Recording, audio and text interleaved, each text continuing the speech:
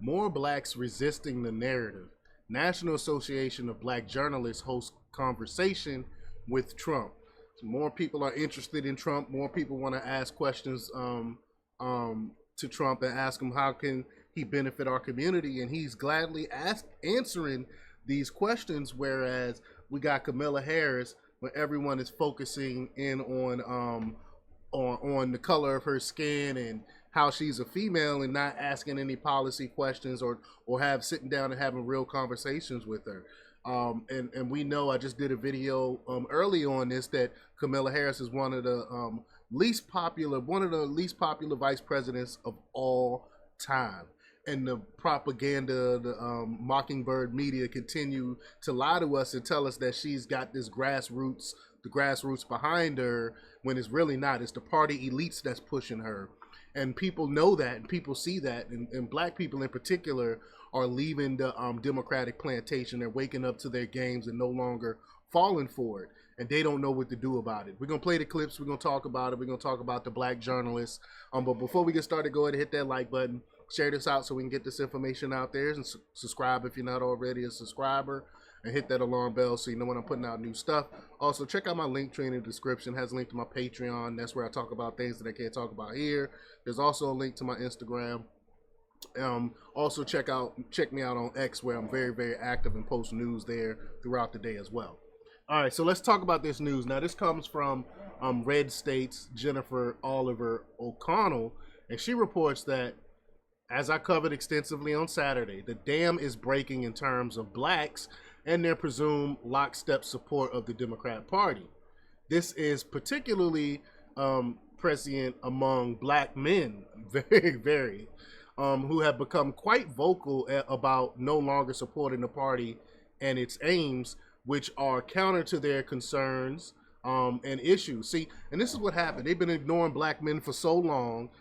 I'm talking to black men. They've been going directly to black women and catering to black women and totally forgetting about the black men. And now black men are like, wait a minute. They're waking up like, wait a minute. The Democrat Party has done absolutely nothing for me. They're actually anti-family. They're anti-everything that I'm for. So why would I continue to support the Democrat Party? And rightfully so. And I'm gonna play some clips of people talking about that. And Fox Digital interviewed attendees at a July 27th Grand Rapids, Michigan Trump rally, and they sounded off about what the Democrat Party gets wrong about them. So here we go. Let's play this clip here. They don't know nothing about nothing. They don't really understand how hard it is just to live a day-to-day life. When we speak, they don't listen. Facts. Told you, going along too long not being heard.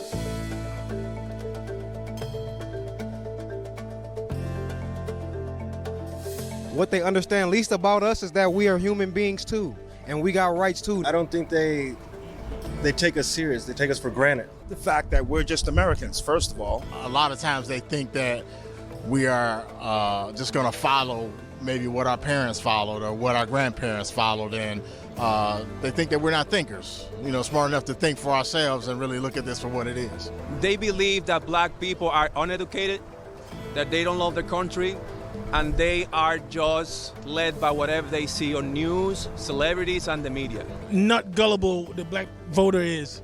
They're underestimating the black voter. They're putting us in a box, and they think we won't deviate from the norm. They don't come to the hood and see what's going on in the hood, so they'll never know what's going on in the hood. They don't have black voters if they don't have any broke black voters. They can't buy us. Fact.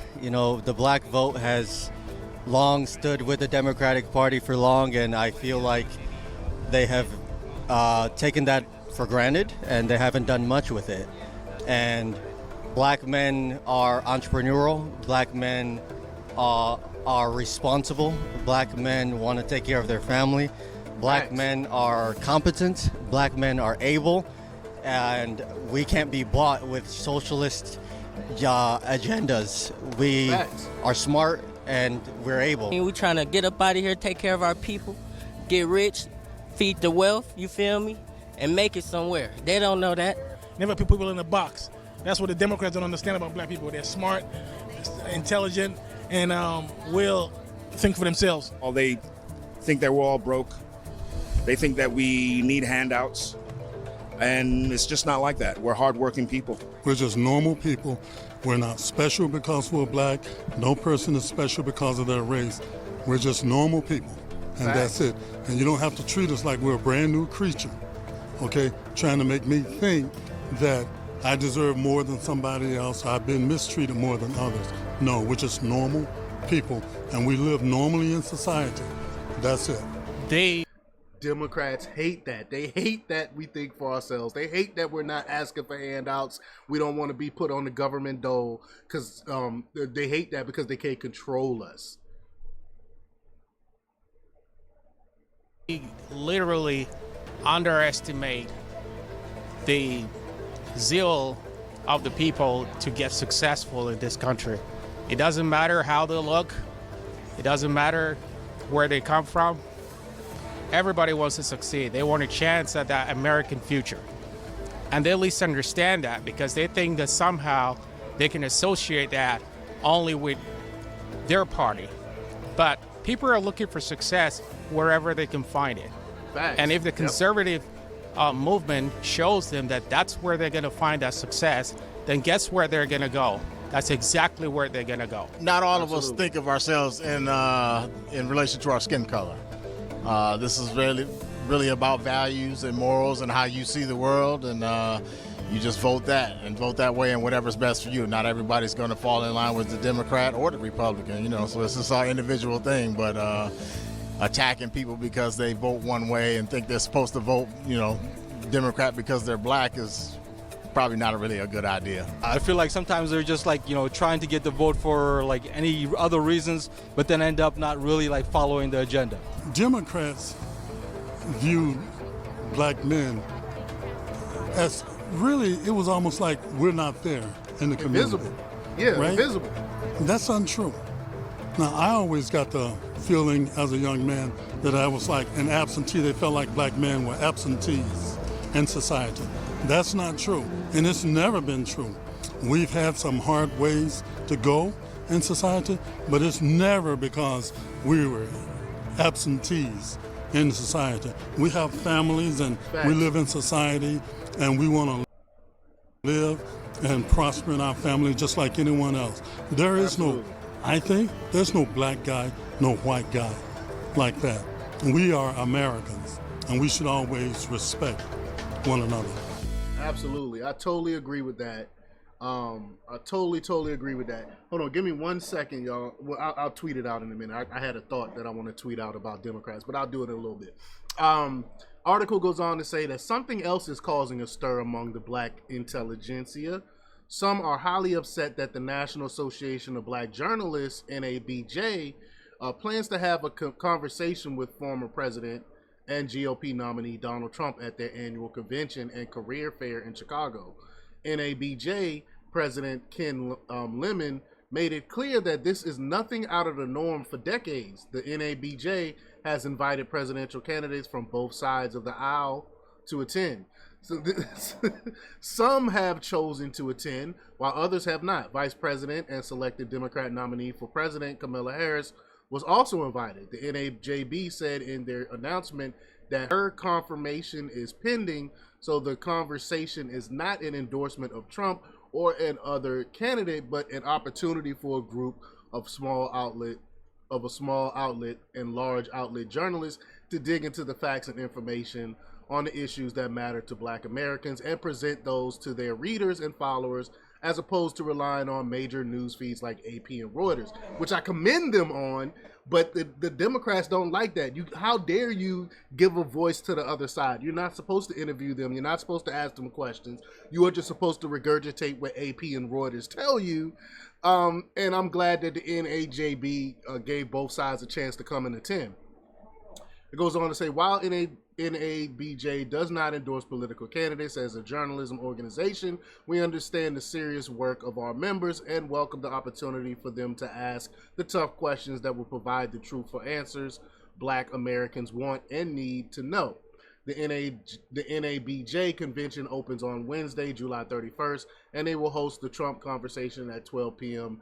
Central Time. I probably won't get to watch it live, but I'll catch it afterwards and probably do an analysis on it myself.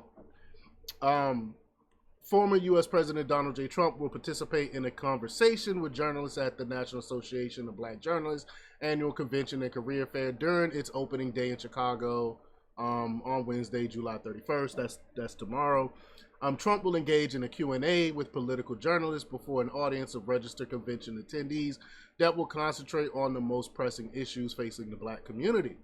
The event will be moderated by Rachel Scott, senior congressional correspondent for ABC News, Harris Faulkner, anchor of the Faulkner Focus and co-host of Outnumbered on Fox News, and Katia Goba, political reporter at Semaphore. The three black female journalists moderating the discussion represent left, right, and independent of central journalism, and I love that. They're all perspectives there. So where's the problem? Well, the fact that Fox News senior correspondent and Faulkner focus on Harris, Faulkner isn't considered a serious journalist by certain members of the NABJ. And even though the announcement clearly states there will be a Q&A for other journalists to submit their questions, the hue and cry of Trump lies, Trump is evil, ad infinitum has populated the comments and replies on the NABJ headquarters X announcement. The event hasn't even happened yet, and the gatekeepers of Democrat orthodoxy are eliciting their displeasure. How dare the NABJ have a sit down with the convicted felon and insurrectionist? These people are despicable. They don't even want to hear from the other side. They don't care about discourse. That's why they love censorship so much. They don't want to hear the other side. They don't want to have debates. But someone named Carmen Glover said, what is the value of inviting a 34-time convicted felon and known liar? I'm glad I decided against attending this year. I mean, these are supposed to be journalists. Bringing Trump's evil into a black safe space, clutch the pearls. Someone named Kyla Janae said, why? This should be a safe space for black journalists, not an opportunity for an antagonist to black people to have another platform. Yuck. I mean, these people are yuck. These people are disgusting. This auntie is all types of confused over this move, not to mention appalled. Miss Bundridge said, this is absolutely abhorrent, platforming a convicted felon, racist, and abuser woman. What could possibly be the rationale? These people are crazy, man. The last time I checked, that used to be what journalists did. Amplify the news on presidential candidates so that every voter, no matter what political leaning, is informed. Pulitzer nominee KJ Phillips really let it be known that whoever organized this lacks intellectual muster. Karen J. Phillips said, and don't trust a guy named Karen, said, this is the single dumbest and worst decision in NABJ history. Whoever made this call is an idiot, and I'll say it to their face this week. Okay, we'll see. We'll see. We'll see when you say it to their face. Atlanta Journal-Constitution Washington correspondent Tia Mitchell was a co-organizer and clapped back at Phillips. I helped make this call, and it's in line with invitations NABJ has sent to every presidential candidate for decades. But continue to go off on your feed. I'll continue to work to create opportunities for journalists to interview the potential next president. As she should, because this is called responsible journalism. But some people refuse to be placated and are entrenched in their indoctrination. Said, I understand the concerns about Trump, which is why we selected a group of badass journalists to ask him questions, creating a rare opportunity to dig into his vision for America and ask Q's. We cannot ignore someone who could be the next leader of the free world. And I absolutely agree. Even if you don't like him, why not ask questions? Like, I'm no fan of Kamala Harris, but if Kamala Harris, for some reason, be like, hey, JJ, I would love to get on your platform for you to ask me some questions, I would absolutely do it. Who wouldn't? I mean, these people are idiots. It is telling that after the announcement went out on Monday and the kerfuffle that followed, Mitchell has locked down her account. Said DeVeo Mario said, it's embarrassing to see the amount of people who reflexively expect all black journalists to be mouthpieces for the Democrat Party. That's not how this works. Either Trump or Harris is going to be the next president. They should want black journalists to talk to both of them. Again, these people are crazy. Dr. Nikki Johnson called it as she saw it, said the elites, black or otherwise, are not happy about black people being informed. She said, how dare journalists allow black people to listen to all the candidates in a presidential race and make their own decisions? We tell you what to believe and how to vote. They should never be choices on your ballot unless they are Democrats. Fire the gatekeepers. Right? Most surprising, the editor-in-chief of the Atlantic Journal-Constitution had Mitchell's back. It should not be a point of controversy and debate that a leading presidential candidate is allowed a platform where journalists gets to ask him questions and he answered them. It should be the norm. When did we lose sight of that? Well, we lost sight of that a couple of years ago when they started this whole censorship campaign on Twitter, and it leaked. It was Twitter, and it was Meta, it was Facebook, all these other platforms. And when they saw that the censoring actually worked, they doubled down on that, and now they want to censor everything. And that's exactly what this is. This is censorship. Leroy Chapman Jr. said, here's what we need to normalize. Candidates for office standing before journalists answering questions. Look forward to the Republican nominee visiting NABJ 24. It would be great to have the presumptive Democratic nominee and others. Well done. And I agree. The event will not be open to the public, but will be live streamed on the National Association of Black Journalists YouTube channel and Facebook. The other recent development comes from Black Twitter and a more vocal contingent of black male conservatives who are appalled by the white dudes for Kamala Harris call on Monday night. So they decided to mount their own Zoom call on Tuesday night titled Black People Against Kamala Harris.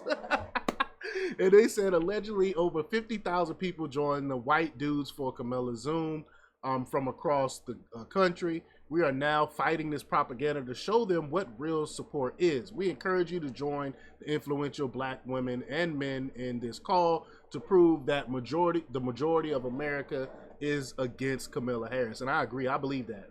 Expect to join the call are Judge Joe Brown. I love Judge Joe Brown, actor and activist Isaiah Washington, founder of the X School for Boys, King Randall. I love what King Randall is doing.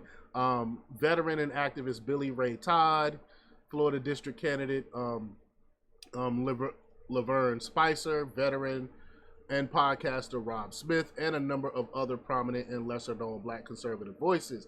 We are honored to have you join us in securing this election. They have the lies, we have the numbers. I agree. Only time will tell whether the outcry matches the number of actual voters and which candidate will benefit from this engagement. But know this, it is no longer business as usual for blacks in the political space, and I love it. I love talking about this. I love talking about how black people in particular are leaving the Democrat plantation. I love to see it. But y'all let me know what y'all think about this. Leave your comments down below. Like, share, subscribe, and check out jjthepsychotherapist.com for the latest in news. Until next time, peace.